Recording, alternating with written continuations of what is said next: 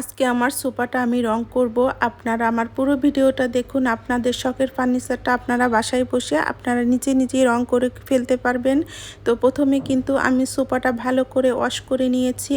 এখানে আমি ভিনিগার আর সুটা আর dish wash দিয়ে একটা লিকুইড বানিয়ে আমি ভালো করে একটা ব্রাশের সাহায্যে আমি এটা ভালো করে পরিষ্কার করে নিয়েছি।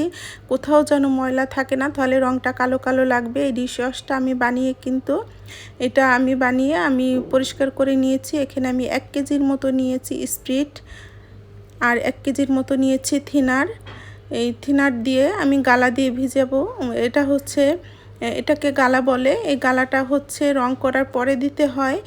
রং করার পরে আমি স্প্রিট দিয়ে ভিজিয়ে রাখবো। আর এটা রং, এটাকে কারফা বলে। এটা আমি অরিজিনালটা এনেছি। আর যেটা একটু এটার থেকে একটু কম, সেটা দামও কম কিন্তু সেটা দেখতে কালো লাগে, এটা আমি আনিনি। তো এটা আপনার সবসময় অরিজিনালটা আনার চেষ্টা করবেন, তাহলে কালারটা ভালো হয়। আর আমি এটা একদিন আগে কিন্তু ভিজিয়ে রেখেছি। আমি অন্য দিন রং করব, তো স্প্রিট দিয়ে আমি যে গালাটা সেটা ভিজিয়ে রাখলাম আর থিনার দিয়ে আমি যে কারফাগুলো সেটা ভিজিয়ে রাখলাম। তো আমি আগামীকাল রং করব।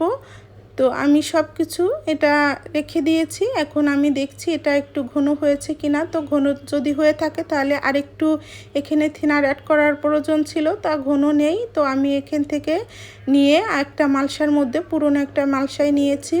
তো আমি ভালো করে এখন আমি রং করে নেব সব সোফাগুলোতে। তো আমি প্রথমে যেখানে রং করব সেখানে আমি একটা টান দিব, 2টা টান কিন্তু দিব না, একবারে একটা টান দিয়ে আমি এখানে চলে আসব। 2টা টান দিলে তখন এই যে টানাটা, মানে যে থিনার যে কাপড়টা, এই কাপড়টা কিন্তু ওখানে আটকে যায়। তো এজন্য একটা টান দিয়ে চলে আসতে হবে। শুকানোর পরে আবার টান দিতে হবে রঙের। তো এ করে সবগুলো আমি এদিকে রং করে ফেলছি। আর এদিকে আমার মেয়েও আমাকে হেল্প করছে।